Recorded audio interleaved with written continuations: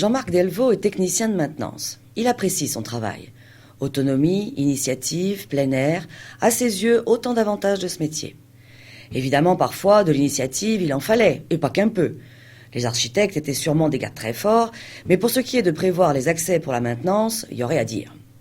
Le nombre de fois où il se retrouvait face à des accès tordus était incalculable. Mais quand on a du métier, on se débrouille. Et justement, ce vendredi matin, il s'apprêtait à se débrouiller. La clé de la sécurité de l'échelle à crinoline avait été perdue et le seul moyen pour accéder au groupe sur le toit était de monter de l'autre côté et de tout traverser. Avec le matériel sur le dos, rien de plus pratique.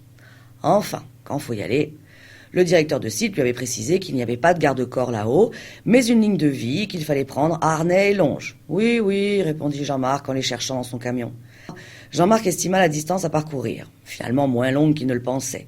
Après 5 minutes à se battre avec le harnais, Jean-Marc renonça. M'énerve ce truc, toujours emmêlé. Bon, de toute façon, c'est pas loin, c'est assez large, tant pis, pas besoin de s'attacher. Matériel en main, Jean-Marc se mit en marche. 3 mètres plus loin, il butait contre un encadrement, perdait l'équilibre, ne put se rattraper à quoi que ce soit et fit une chute de 8 mètres. Il eut de la chance dans son malheur, des buissons amortirent sa chute. Il ne passa que 6 mois à l'hôpital. Si la réglementation est abondante et contraignante sur les travaux en hauteur, ce n'est malheureusement pas pour rien. Les chutes de hauteur restent une cause majeure d'accidents du travail et de plus, d'accidents souvent graves. Le travail en hauteur, vous l'exercez souvent, parfois, jamais ?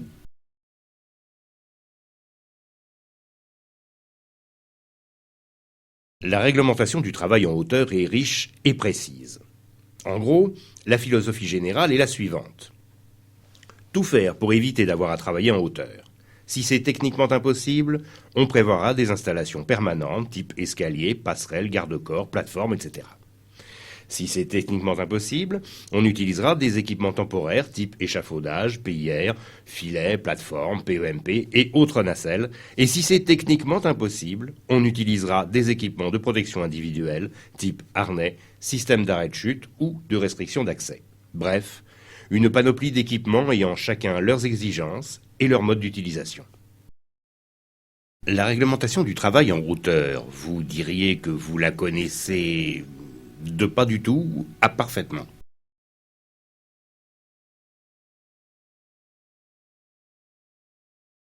Le travail en hauteur répond à une réglementation très stricte. Outre une aptitude médicale dûment constatée, il requiert des équipements et des compétences particulières. Rapide tour d'horizon. La construction d'un échafaudage nécessite une formation particulière imposée par le Code du travail et décrite dans la recommandation R408. Pour les échafaudages de pied, le chef d'établissement délivre au personnel formé et autorisé une attestation de compétence. Sans la formation ou ce document, on ne touche à rien sur un échafaudage. Les protections, le calage, l'arrimage, tout doit être parfait. L'article R4323-59 décrit le niveau minimum de protection collective requis. La prévention des chutes de hauteur à partir d'un plan de travail est assurée par des garde-corps intégrés ou fixés de manière sûre, rigide et d'une résistance appropriée, placés à une hauteur comprise entre 1 mètre et 1 mètre 10 et comportant au moins une plainte de butée de 10 à 15 cm en fonction de la hauteur retenue pour les garde-corps, une main courante, une lisse intermédiaire à mi-hauteur. Cette citation pour vous dire qu'on ne plaisante pas avec les échafaudages. Contrôler visuellement le calage et la présence des protections d'un échafaudage, ça fait partie de vos habitudes ? Toujours ? Souvent ? Parfois ? Rarement ? Ou jamais ? Un coup d'œil systématique est une très bonne habitude. Tout doit être mis en œuvre pour éviter toute chute de plus de 3 mètres. Les garde-corps, barrières, filets anti-chute solidement arrimés par longes et mousquetons sont là pour ça. S'ils ne suffisent pas à garantir cette sécurité, il est nécessaire de s'équiper d'un système individuel, le harnais. Il est prévu pour limiter toute chute libre de plus de 1 mètre, à condition, bien sûr, d'être porté et correctement relié à sa ligne de vie, elle-même parfaitement ancrée aux points d'ancrage qui vont bien. Ajoutons que dans ce cas, il est interdit de travailler seul. L'article R4323-61 du Code du travail précise que dans aucun cas, dans ces conditions, un salarié ne peut travailler seul afin de toujours pouvoir être secouru dans un délai compatible avec sa santé. On ne travaille jamais seul lorsqu'on utilise un harnais. Savez-vous pourquoi? Parce qu'il faut que quelqu'un assure l'ancrage, pour être secouru rapidement en cas de chute. Vous ne savez pas, pour pouvoir alerter les secours. En cas de chute, le harnais retient l'opérateur. Il est donc nécessaire d'être au moins deux pour pouvoir donner l'alerte et être secouru rapidement.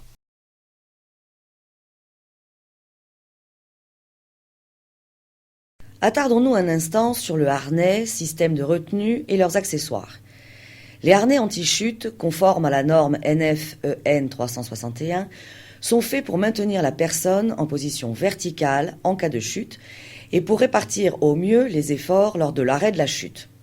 On en déduit qu'il ne faut pas hésiter à investir du temps pour bien l'ajuster, conformément au mode d'emploi. Un crochet est relié à une longe d'une longueur maximale de 2 mètres, impérativement équipé d'un absorbeur d'énergie s'il est relié à un ancrage fixe. Insistons sur le fait que ces dispositifs ne sont efficaces que s'ils sont correctement reliés à un point d'ancrage ou une ligne de vie. Citons également les systèmes anti-chute à rappel automatique et les systèmes anti-chute mobiles sur support d'assurage vertical, destinés, par exemple, au déplacement le long d'échelles.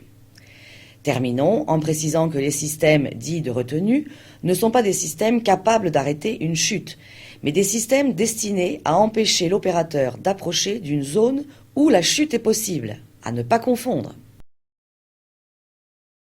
Un système de retenue est destiné à retenir en cas de chute, à empêcher d'aller dans les zones où la chute est possible, à retenir la ligne de vie au point d'ancrage, ou à empêcher des tiers de pénétrer dans la zone de travail.